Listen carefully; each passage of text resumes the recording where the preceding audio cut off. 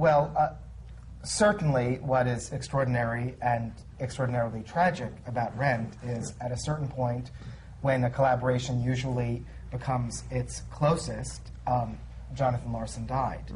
So we were left in a most remarkable and singular place.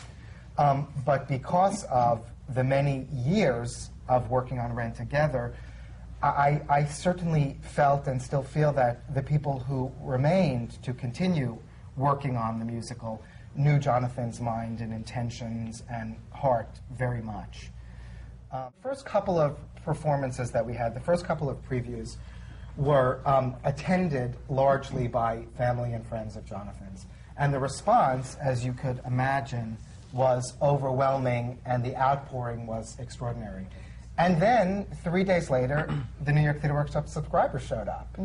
And then they told us a lot of different things than the family and friends were telling us. How much happened from that point on? I mean, would you consider it major reworking? These are difficult terms. Yeah. We cut about 8 minutes.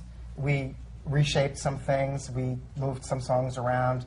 We reintroduced a narrative element that we had employed in the workshop that Jonathan wanted to drop in the production, that I firmly believe he would have endorsed reintroducing after he'd seen it in front of an audience, because there was still some narrative information that was hanging us up, and people couldn't fully enter in because they didn't understand some things.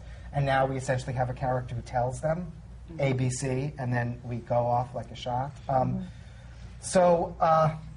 Some people would think that's a lot, and it's substantial. Yeah, and in other cases, it seems very, very minor because so much of the heart and soul are intact, right. and we had already arrived in a very solid foundation right. before his right. death.